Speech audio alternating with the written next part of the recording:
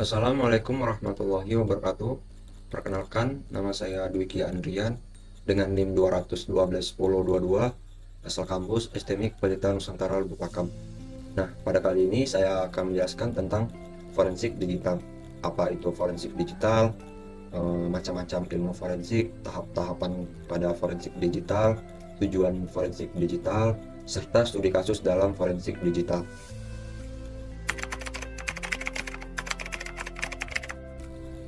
Nah, langsung saja kita bahas ke pengertian forensik digital. Adapun forensik digital yaitu salah satu cabang dari ilmu forensik yang dimana terdapat banyaknya ilmu forensik di Indonesia.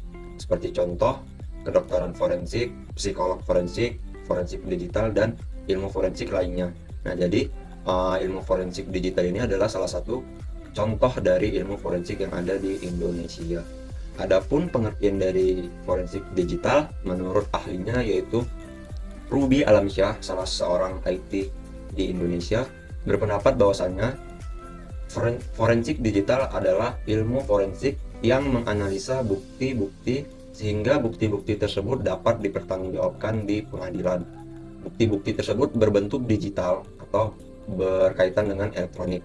Contohnya bisa seperti handphone, laptop, komputer, CCTV, dan lain sebagainya. Nah, itu tadi adalah pengertian dari forensik digital. Nah, di Indonesia itu ada banyak ilmu forensik ya, yang sudah seperti yang saya katakan sebelumnya. Ada ilmu biologi forensik, ada kimia forensik, psikolog forensik, ilmu kedokteran forensik, digital forensik, dan lain sebagainya. Nah, secara umum, ilmu forensik ini tujuannya sama, yaitu melakukan pemeriksaan dan menganalisa bukti-bukti yang ada di tempat kejadian perkara. Nah, tujuannya sama, yaitu menemukan bukti yang ditinggalkan oleh si pelaku kejahatan atau si pelaku kriminal. Tujuannya sama, tetapi cara untuk mendapatkan bukti-buktinya saja yang berbeda. Seperti contoh, misalkan kedokteran forensik. Nah, itu contohnya di korban ada kayak penusukan. Nah, itu cara dokter forensik mengatasi atau menggunakan cara mereka sendiri gitu. Kalau misalkan forensik digital biasanya berkaitan dengan perangkat elektronik korban atau perangkat elektronik pelaku tindak kejahatan, seperti contoh handphonenya atau laptopnya ataupun komputernya. Nah, jadi tujuan ilmu forensik ini semua sama, yaitu untuk menemukan bukti-bukti yang terjadi di tempat perkara yang ditinggalkan oleh si pelaku kejahatan, tetapi cara untuk mendapatkan buktinya saja yang berbeda. Nah, biasanya sih ilmu forensik ini digunakan pada kasus-kasus atau tragedi tindak kejahatan kriminal yang kasusnya besar, seperti contohnya kasus Ferdy Sambo yang lagi booming-boomingnya sekarang. Selanjutnya kita masuk ke tahapan atau proses pada forensik digital. Nah, pada forensik digital ini terdapat 4 tahap atau 4 proses, yaitu yang pertama, identifikasi bukti digital. Yang kedua ada penyimpanan bukti digital, yang ketiga analisa bukti digital, dan yang keempat presentasi. Nah, itu adalah tahapan atau proses pada forensik digital. Di sini saya akan menjelaskan proses demi proses pada forensik digital atau tahapan demi tahapan pada forensik digital. Adapun tahapan yang pertama tadi yaitu identifikasi bukti. Nah, pada tahap ini segala bukti-bukti yang ada di tempat kejadian perkara dikumpulkan oleh penyidik, kemudian diidentifikasi di mana bukti itu berada, dan jika sudah ditemukan bukti tersebut itu disimpan, dan kalau bisa penyimpanannya itu harus benar-benar aman sehingga bukti yang sudah kita temukan jangan sampai hilang, apalagi sampai rusak, dan paling fatal sampai diedit. Nah, jadi ketika kita sudah menemukan buktinya, kita identifikasi, kalau bisa kita simpan, dan jangan sampai bukti-bukti yang sudah kita temukan itu rusak. Nah, itu tadi tahapan yang pertama, identifikasi bukti. Langsung lanjut saja kita ke tahapan kedua, yaitu penyimpanan bukti digital.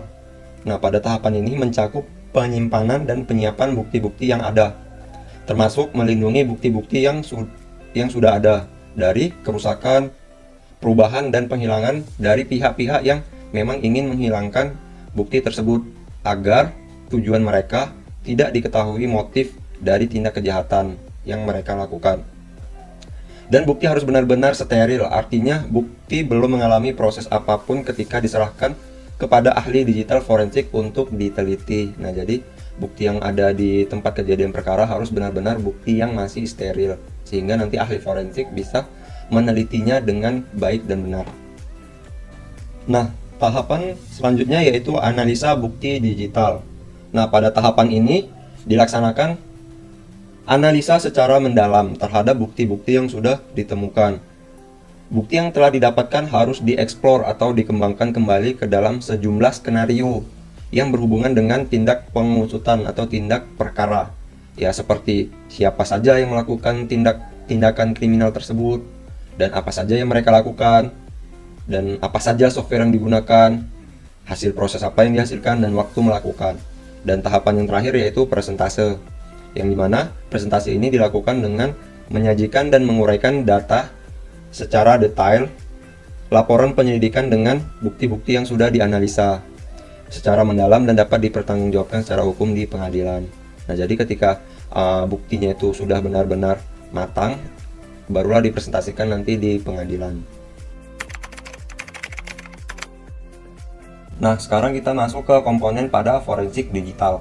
Nah, pada forensik digital terdapat 3 komponen, yaitu pertama, people atau orang. Nah, jadi untuk menjadi ahli forensik digital itu tidak hanya dibutuhkan sekedar pengetahuan, tetapi pengalaman juga harus diperlukan untuk menjadi seorang ahli forensik digital.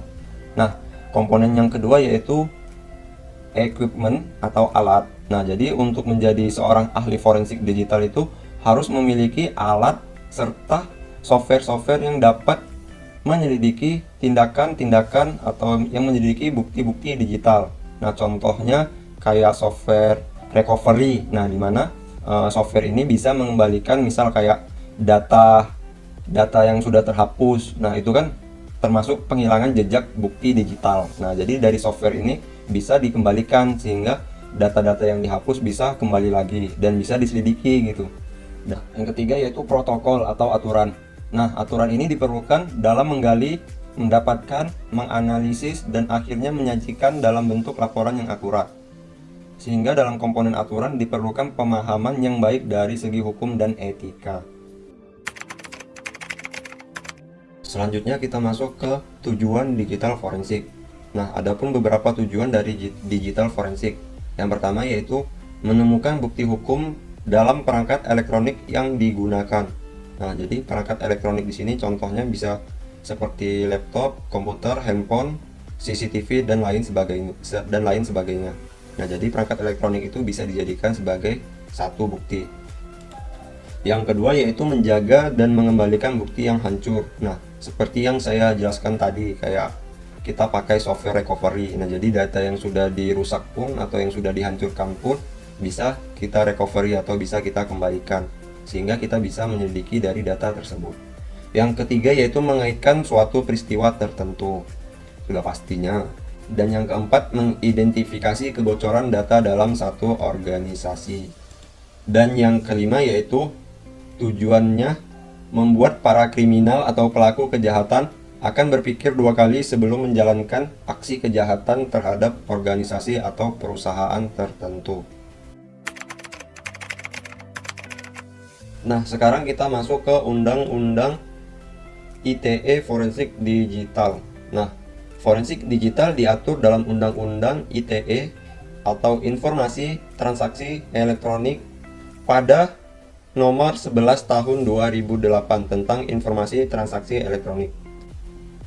Nah, Undang-Undang ITE ini diatur dalam bab 3 tentang informasi, dokumen, dan tanda tangan elektronik, serta pasal 44 Undang-Undang ITE dan pasal 5 Undang-Undang ITE yang berbunyi yang pertama, ayat pertama yaitu informasi elektronik atau dokumen elektronik atau hasil cetaknya merupakan alat bukti hukum yang sah. Nah, jadi forensik digital ini sudah ada undang-undangnya dalam ITE nomor 11 tahun 2008, yang dimana cenderung orang banyak mempercayai bahwasanya CCTV itu benar adanya, tetapi bagi dia, ia malah mencurigai dan sempat berkata, kok gitu sih ucapnya pada Sabtu tanggal 13 Agustus 2022, kok gitu sih. Nah, jadi ketika ia melihat CCTV, dia malah berkomentar bahwasanya kok gitu sih ucapnya pada CCTV. Dan ia pun melihat dari jejak CCTV belum seluruhnya menggambarkan peristiwa yang terjadi. Ada sebagian rangkaian peristiwa yang hilang dan tidak muncul. Berarti ada indikasi bahwasanya CCTV ini sudah diedit. Gitu. Misal kejadian di rumah Verdi Sambo, ada 13 menit yang tidak terekam.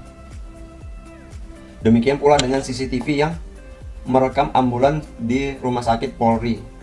Ia mempertanyakan rekaman yang memperlihatkan ambulans yang tidak sampai ke depan IGD. Padahal jika membawa orang seharusnya ambulans berhenti sampai depan IGD. Ia mengungkapkan skenarionya ada CCTV yang rusak. Namun harus dijelaskan pula di mana CCTV yang rusak gitu. Dan kerusakannya terjadi pada bagian mana? Pertanyaannya saat dibilang rusak. Media perekamnya kah, kontrolernya, atau penyimpanannya? Kalau media penyimpanannya yang rusak, bisa direcover, bisa tampil lagi dan tutur Abimanyu. Ia berpendapat jika semua hal itu sudah muncul, barulah tayangan CCTV kasus pembunuhan Brigadir Joshua bisa disambung. Nah, dari kesimpulan materi yang saya bahas kali ini tentang forensik digital, yaitu dengan adanya Undang-Undang Republik Indonesia nomor 11 tahun 2008 tentang informasi transaksi elektronik, bahwasanya segala aktivitas digital yang menyangkut informasi dan transaksi elektronik mempunyai payung hukum, dan dapat dijadikan sebagai alat bukti yang sah di pengadilan. Berkaitan dengan hal ini perlu suatu mekanisme pembuktian yang legal dan dapat dipertanggungjawabkan secara hukum dalam penelusuran bukti-bukti kejahatan, khususnya kejahatan cybercrime. Dalam menelusuri bukti digital sampai pada proses pengungkapan di pengadilan, digital forensik menerapkan 4 tahapan, yaitu pengumpulan, pemeliharaan, analisa, dan presentase. Seiring dengan menjadi lebih luas lagi dan keahlian dalam perkembangan teknologi di masa depan, diperlukan objek penelitian dan cakupan digital forensik akan lebih luas lagi. Nah, itu adalah kesimpulan dari materi kita kali ini, yaitu forensik digital. Nah, di sini saya mengutip satu pepatah, yaitu tidak ada tindak kejahatan yang tidak meninggalkan jejak. Maka berpikirlah ketika ingin melakukan tindak kejahatan. Mungkin itu saja yang bisa saya sampaikan pada materi kita kali ini. Kurang dan lebihnya saya memohon maaf. Semoga informasi yang saya berikan tadi dapat bermanfaat bagi yang menonton dan dapat bermanfaat bagi diri saya pribadi. Saya ucapkan terima kasih atas semua perhatian. Saya mohon maaf apabila masih banyak kata saya yang salah dan ejaan kata saya yang salah. Saya memohon maaf. Wabillahi taufiq wal hidayah. Wassalamualaikum warahmatullahi wabarakatuh.